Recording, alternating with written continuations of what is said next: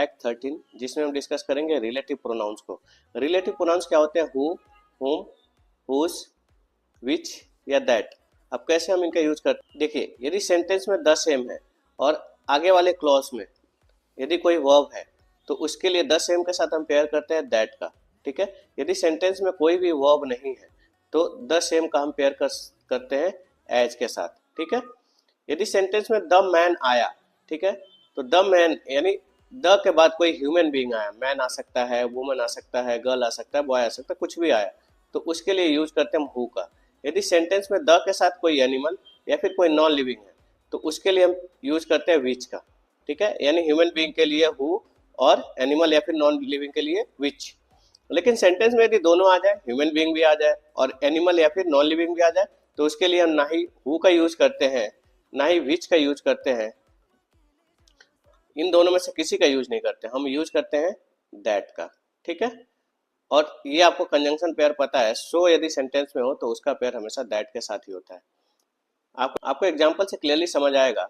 जैसे she is the same actress who I saw, ये the same आया और आगे वाले क्लॉज में वर्ब भी दिखाई दे, इधर वर्ब है, तो द सेम का पेयर हम किसके साथ करते हैं? दैट के साथ करते हैं। तो यहाँ पे हु नहीं आएगा, क्या आएगा? दैट।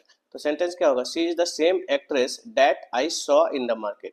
इधर भी द सेम तो आया, लेकिन आगे वाले क्लॉज में कोई भी वर्ब नहीं है। यहाँ पे जब कोई वर्ब नहीं है तो द सेम का पेयर किसके साथ होता है? एज के साथ होता है। तो सेंटेंस क्या होगा? This is the same dress as mine. यहाँ पे he is so weak that he can not walk, तो सो का पेयर दैट के साथ ही करते हैं। तो ये सेंटेंस में कोई गड़बड़ी नहीं है।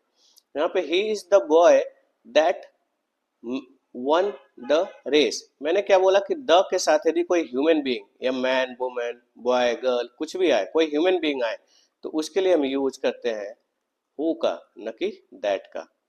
यहाँ पे क्या है? This is the horse, the के बाद क्या है? एनिमल आया, एनिमल। तो एनिमल के लिए हम क्या यूज करते हैं? विच। ह्यूमन बीइंग के लिए हु, एनिमल के लिए या फिर नॉन लिविंग के लिए विच। यदि सेंटेंस में ये देखो द मैन और द हॉर्स, यानी ह्यूमन बीइंग भी आया और एनिमल भी आ गया, तो मैंने क्या बताया था? यदि ह्यूमन बीइंग के साथ एनिमल या फिर नॉन लिविंग दोनों आ जाए तो वहां पे ना ही हु होगा ना ही विच होगा, वहां पे यूज क्या करते हैं हम? दैट। ठीक है। तो सेंटेंस क्या होगा? The man and the horse that won the race are missing. अब ये सेंटेंस आपके लिए है, आपको अपने आंसर कमेंट करने हैं।